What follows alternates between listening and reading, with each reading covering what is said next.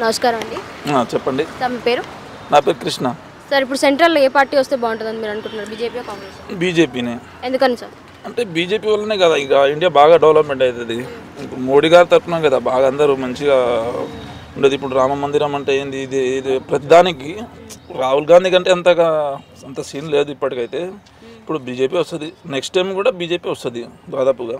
అంటే ఇప్పుడు మోదీ గారు రైతులకు ఏ విధంగా సాయం చేయలేదని చెప్పేసి అని అంటున్నారు కదా మరి. ఇక్కడ ఖలిస్తాన్ వాళ్ళే అంత వేస్ట్, అది మనకు సంబంధం లేదు. అది వాళ్ళు సిక్కులు వాళ్ళు చేస్తున్నారు కదా ధర్నా, అదేం మనకు సంబంధం లేదు. మోడీ గారు అంటే ఇంకా బాగానే ఉన్నారు కదా. ఇప్పుడు ఇండియా అంటే మోడీ ఉన్నారు కాబట్టి ఇండియా అని పేరు వచ్చింది బయట. లేకుంటే ఇండియా ఎవరు ఇంకా అంతగా పట్టించుకుంటే లేరు కదా ఎవరు. ఒకసారి కాంగ్రెస్ కూడా అవకాశం ఇస్తే బాగుంటుంది అని అంటున్నారు కదా. కాంగ్రెస్ మొత్తం కాంగ్రెస్ ఉండే కదా ఇక్కడంటే. ఇక రేవంత్ రెడ్డి ముఖం చూసి ఇక్కడ ఓటేసినారు కానీ లేకుంటే ఇక్కడ ఎవరు వేస్తారు వాళ్ళకు. బీజేపీ కేంద్రంలో ఇప్పుడైతే కాదు, నెక్స్ట్ టైం ఏమో ఇంకా చూస్తాం అయితే. కానీ మోడీ నన్ను మాత్రం ఎవరు టచ్ చేయలేరు, బీజేపీ.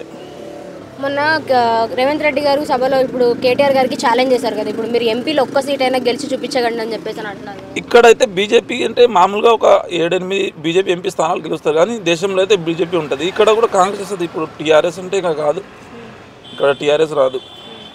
ఇప్పుడు ఈ వచ్చే 5 ఏళ్ళలో ఇప్పుడు మళ్ళీ మోడీ గారు గెలిస్తే ఏ విధంగా అభివృద్ధి జరుగుతుంది అనుకుంటున్నారు? ఇంకా అభివృద్ధి అంటే ఇంకా మనకు అంత ఐడియా లేదు కానీ ఇంకా ఇప్పుడైతే బాగానే ఉంది కదా. మన దేశం తరపున అయితే ఇంకా ఏం లేదు కదా. లోకల్ అంటే ఇదంతా వేస్ట్, కానీ దేశంలో అంటే మోడీనే ఉండాలి. ప్రైమ్ మినిస్టర్ మోడీ ఉంటే బాగుంటుంది కదా. నమస్కారం సార్. నమస్కారం అండి. సార్, ఇప్పుడు సెంట్రల్లో ఏ పార్టీ వస్తే బాగుంటుంది అనుకుంటున్నారు? బీజేపీ, కాంగ్రెస్? సెంట్రల్లో ఏ పార్టీ అంటే మాకు డెవలప్మెంట్, ఏపీకి స్పెషల్ డెవలప్మెంట్ ఇస్తానన్నారు, అదైతే ఇవ్వలేదండి. సెంట్రల్ పరంగా బీజేపీ వచ్చేసి స్టేట్కి బాగానే చేసింది. అది కూడా నార్త్ సైడ్ ఎక్కువ చేసింది కానీ మనకు సౌత్ సైడ్ ఏం చేయలేదు.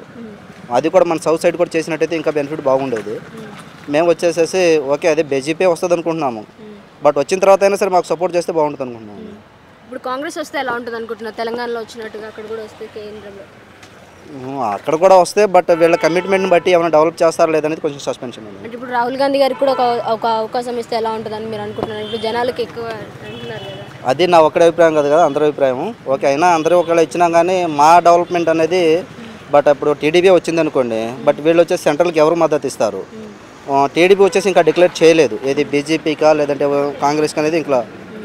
సో దాని మీద కూడా బట్ వీళ్ళ డిపెండింగ్ పని ఉంటుంది. మొన్న సభలో రేవంత్ రెడ్డి గారు కేటీఆర్ గారికి ఛాలెంజ్ చేస్తారు, మీరు ఎంపీలో ఒక్క సీట్ అయినా గెలిచి చూపించగలుగుతారా అని అన్నారు. ఇక్కడ గురించి నాకు అంత సబ్జెక్ట్ లేదు.